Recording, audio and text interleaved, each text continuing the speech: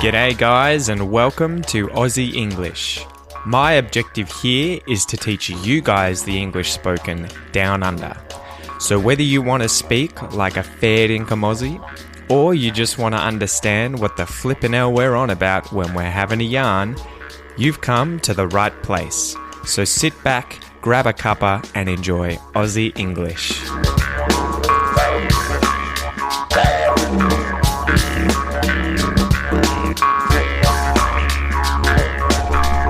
Guys, what's going on? Welcome to this episode of Walking with Pete. Man, I got so impatient about starting that I've actually started the video before I have even crossed the path, crossed the road and gotten into the park. So, just gotta watch for the traffic, make sure I don't get hit by some cars. This might take a while. Whoop. It's obviously sunset. I'll try and keep the camera looking at me without giving you guys some glare like that for the entire episode. I'll do my best. Anyway, no, I won't be sneaky. I better wait. I'm gonna behave, be a good boy. So, anyway, what can I talk about while I'm waiting for the freaking traffic to pass? It's been a pretty frustrating week/weekend. You guys probably have noticed that the website's been down. That's been driving me nuts, driving me crazy. So to be driving you nuts means to be nuts as in crazy, as in mad, not as in the food, you know, a nut, like a seed, which is also a slang term for a man's genitals. The two of the, we'll just say it, testicles. You can use the word nuts to mean testicles in English. Anyway, to drive you nuts, to go nuts, to be nuts. When you're describing someone as being nuts, it's more that they're crazy, they're mentally unstable, they're insane. So that's what's been driving me nuts, the website. You guys will probably have all known what was going on with that. But for those who don't, the website was down for several days, and I guess I'll just give you the entire story, because I can go over some expressions to describe what I'm about to do, and I'm about to have a bitch to you guys, to have a bitch. If I have a bitch, it means that I complain, I whinge, I moan about something, I tell you something that's been irritating me, I complain, I try and get it off my chest. Get it off my chest is to sort of get it out there and, you know, unburden myself so that it's no longer something that I'm stressed about. Anyway, I want to have a bitch and get this issue off my chest, unburden myself, tell you guys about what happened. So the website was down. That was driving me nuts because I couldn't work out what was wrong at first. So at first I thought, okay, I've done something, I've stuffed something up, I was looking online, but couldn't work out what it was. So I contacted my host, and the host is the person who has the data for the website. So that's what's, you know, they're the one who house the entire website on their own servers, on their hard drives, wherever they are. And I was using a company called Arvix. And I don't mind telling you this, guys, because any of you guys listening out there, I really suggest that you do not use this company in the future. Don't use Arvix. Anyway, so I tried to contact them 5 times. Count it, 1, 2, 3, 4, 5 times.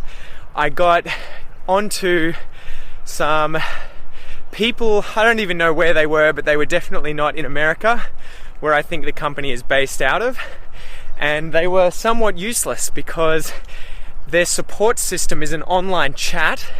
And each time they were telling me the problem was on my end and telling me, I guess I don't want to really bog you guys down in the small details, but that I had to go onto my website and change something and refresh it to sit, because that was the problem, that the website wasn't communicating. Whatever, I won't go into it, but I kept doing that.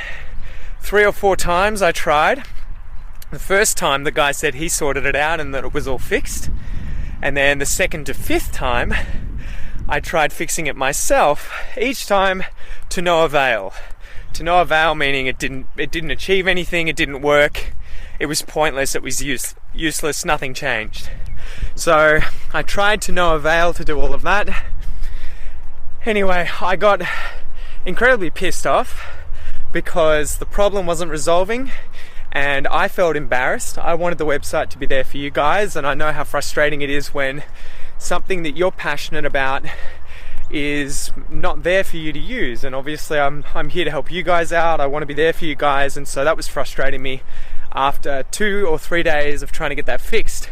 So ultimately I decided, F them, fuck them, and I decided after the 5th time to just move my website to a new host. And again, that was a massive headache. And a headache is something that's a pain, it's a problem. It's not literally a headache in the fact that you've got an ache in your head, but it's that sort of non-literal sense of driving you nuts, of giving you a headache because it's so complicated, it's such a pain in the ass to try and sort out. So I tried to move the website across to a new host, and that was somewhat less painful, I want to say. That was less painful because it was painless than I was expecting. So I was really happy that that was so easy to sort out. And I moved the website across, I put that on the new host, and this time there's someone in Australia, someone in Melbourne, so that's obviously going to make things a lot more easy. And I simply emailed them, to be honest, and within 2-3 hours the website was up. So now it's back. There you go. Problem sorted, crisis averted. But what a pain in the ass, what a headache. And I'm glad I had that little bitch. I'm glad I was bitching to you guys about that and getting it off my chest. But yeah, first and foremost, I just want to apologize for the inconvenience. I know that it was probably almost definitely frustrating any of you guys who like listening to the podcast whilst also reading the transcripts, because you wouldn't have obviously had access to the transcripts on the website unless you had downloaded these already. So yeah, I'm sorry about that, guys. I'm sorry it took a few days to organize and sort out, but fortunately it's back. Let me know if you have any issues, because yeah, I'm just horrified that it's not going to be there for you guys. I can see it on my phone, I can see it on my computer, so it seems to be all good, but let me know if there's any issues if you're checking this straight after I put this up online for you guys. Alright, so that was the first sort of order of the day, was to just go over that and touch base with where we're at for that. I'm trying to think what else we were going to talk about. There was another subject. There was another topic. Oh, I've started a new idea for a series of videos that I want to put on YouTube to try and help you guys expand your vocabulary and to try and help you learn numerous different synonyms. And a synonym is a word that means the same as another word. So for instance, in the video that I did today, this is the perfect example. I taught you guys probably 10 or more different ways of saying a lot of or lots of. So a lot of things, that's the singular version, a lot of things, or lots of things, the plural version. And so I guess I wanted to talk to you guys about this. This is an idea I've been having rolling around in my head for a little while now, and I guess the main reason that I have decided to try and do this is because A, no one else seems to have done this really online, and B, it's the kind of thing that I would really like to have in the languages that I'm learning. Anyway, I should probably tell you what the basic idea is. And the basic idea is to first and foremost tell you, show you, say to you as many different synonyms for a certain sentence or a certain word that I can think of. So in this example today, I said numerous different synonyms for a lot of, such as a great deal of, a bunch of, a ton of, a shitload of, a load of, a heap of, a stack of. So there's all those different kinds of synonyms, and I put it together in a lesson where there's a few different substitution exercises. So first I get you to turn the sentence from this singular version, for instance, there's a lot of something, into the plural version.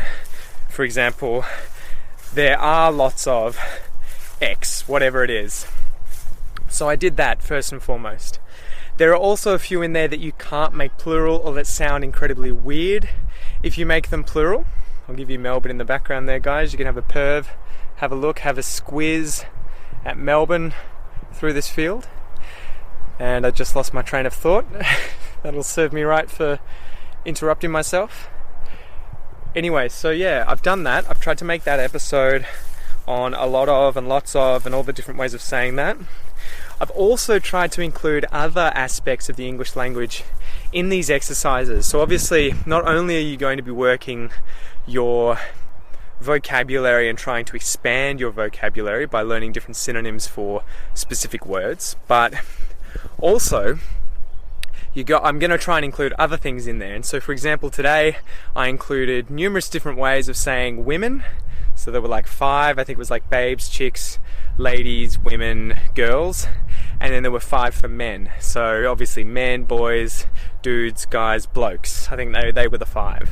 And so I want you guys to practice associating all those words with meaning the same thing, because obviously you're going to hear these things all the time. Guys say these kinds of, and I just said it, guys say these kinds of words when they're talking about women, when they're talking about other guys, and women say these kinds of words when they're talking about women and guys, etc., etc., etc. And so it's the kind of language that you're going to hear all the time from native speakers. I might just sit down.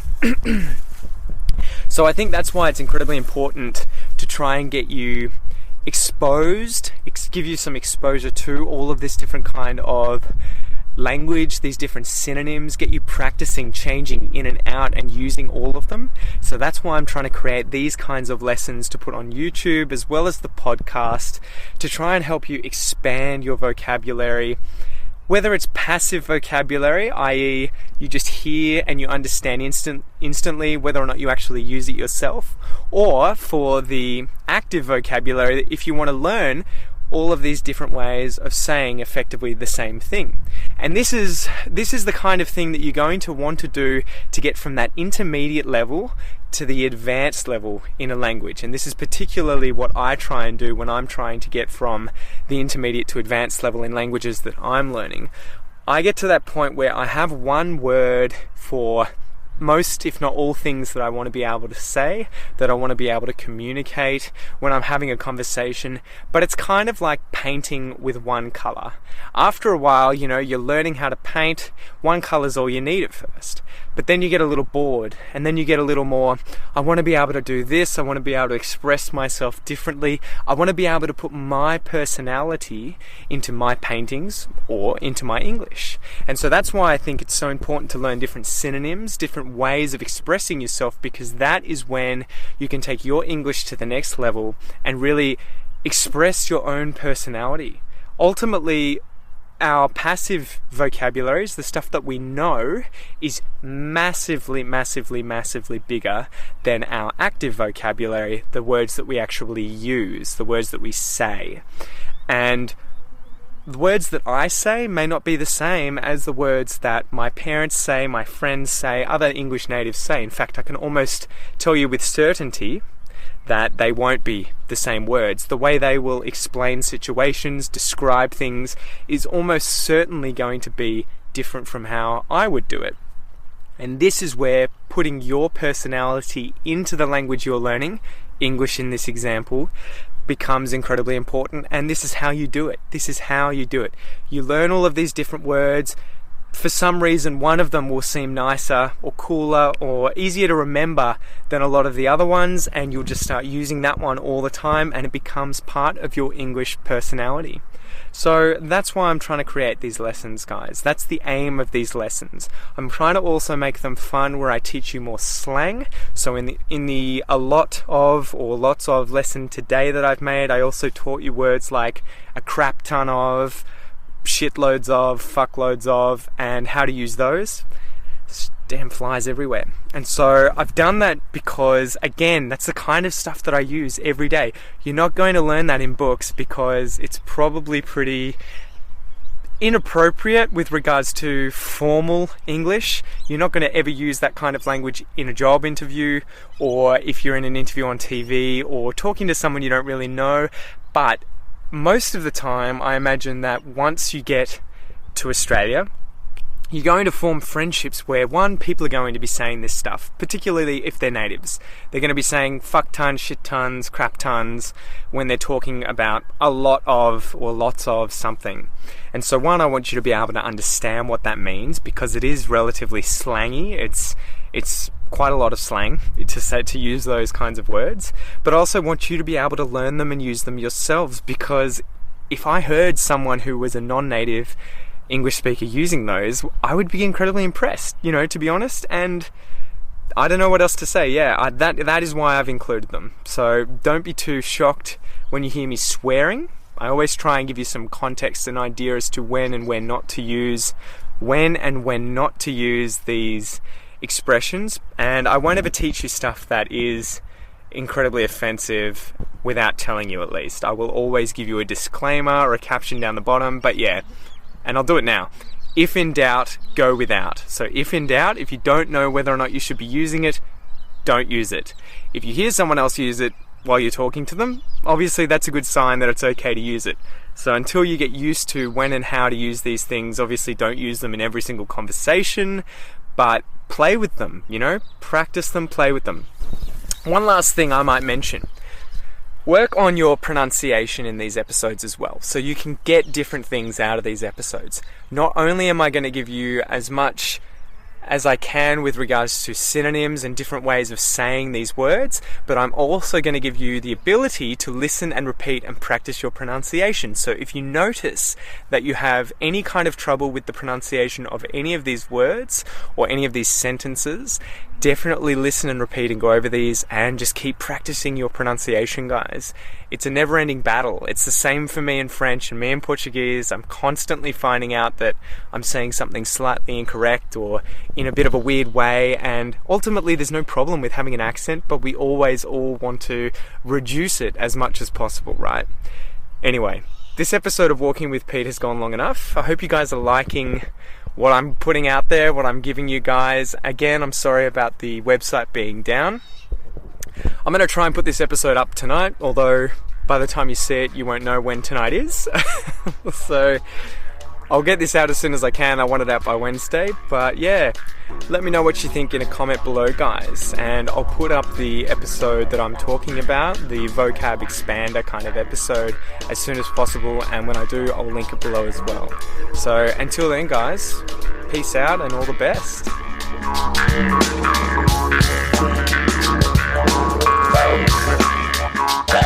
Thanks for listening to the Aussie English podcast, guys. If you haven't already, please come and join the community on Facebook at www.facebook.com/the Aussie English podcast, where I make daily posts about anything and everything related to Australia. Also, if you're enjoying the podcast, then please leave a review on iTunes or Stitcher or whichever platform you're listening to it through, as it'll help the podcast grow. Thanks again, guys, and enjoy your day.